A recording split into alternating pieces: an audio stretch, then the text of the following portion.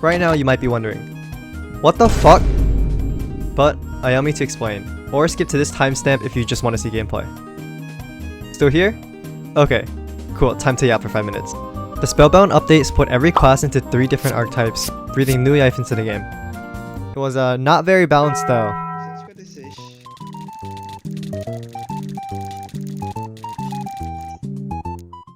Very balanced update. As such, a bunch of ability changes were made in Wynncraft's newest update. And when it came to Assassin, these changes enabled a new playstyle, revolving around one of the class's most underutilized abilities. Introducing Bamboozled Trickshade.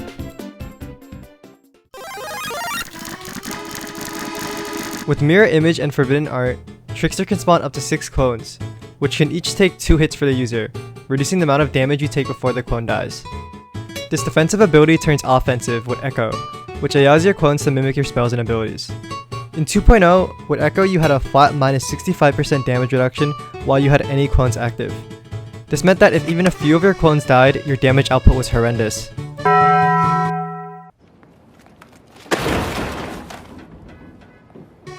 However, in 2.1, you now deal minus 20% damage per clone, capping at 65%. With new Trickster, using your clones was not as much of a detriment.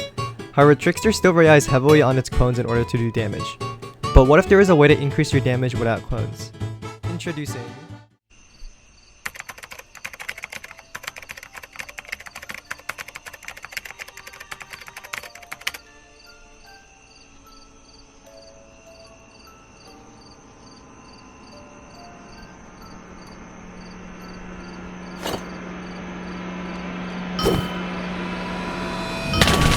Shadestepper. With Smoke Bomb and Spin Attack, you can apply marks on enemies, and the more marks an enemy has, the more damage you do to them. And with Satsujin, if an enemy has 4 or more marks, landing a multi-hit will do double damage. Marks can also be consumed while in Vanish to summon the Night Fork Knife, which copies a percentage of your damage dealt.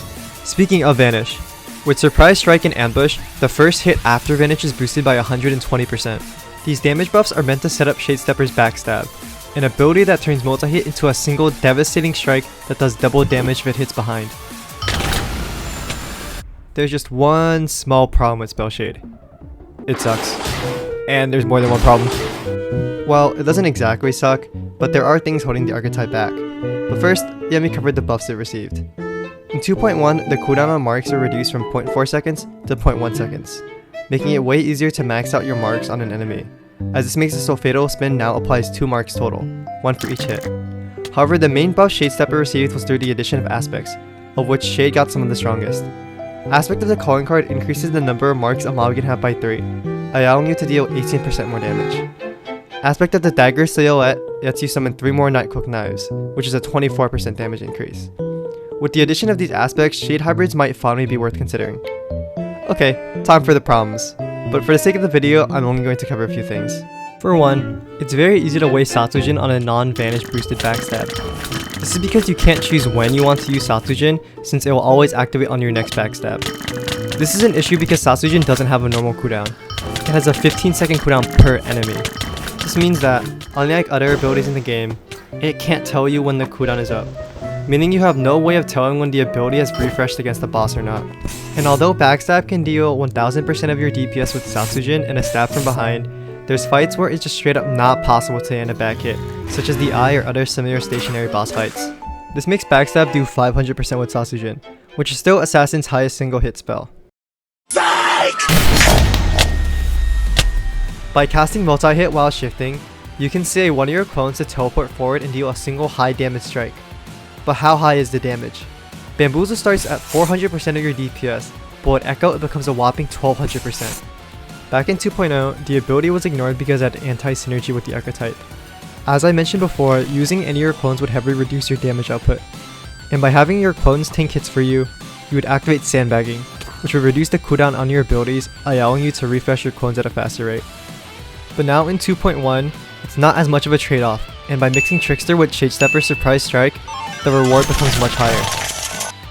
Damn!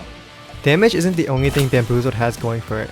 Compared to Backstab, Bamboozled has way more range and AoE, while also not needing a back to be stabbed for maximum damage.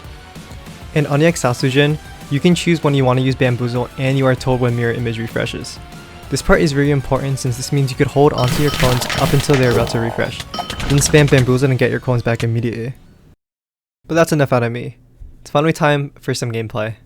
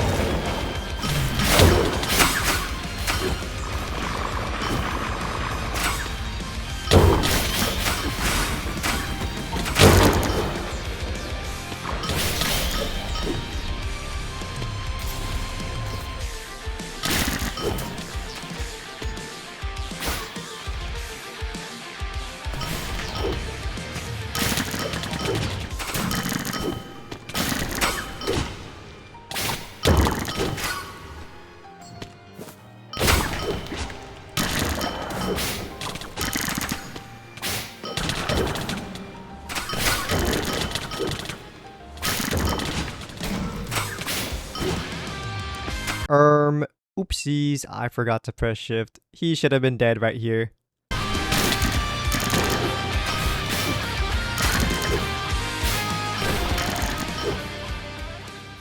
Conclusion! Wow, a no consumable eye fight that didn't take 12 minutes?